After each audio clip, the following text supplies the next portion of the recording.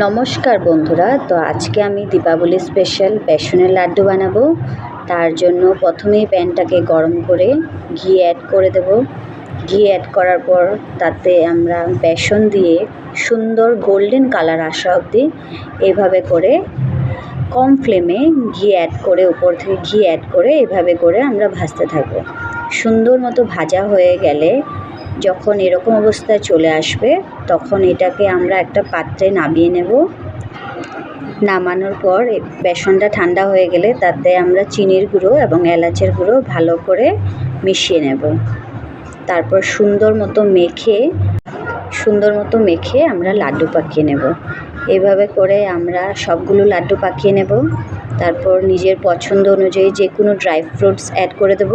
এখানে আমার কাছে ছিল কিশমিশ, আমি সেটাই অ্যাড করে দিলাম। কিশমিশ অ্যাড করার পর দেখুন আমাদের লাড্ডু রেডি।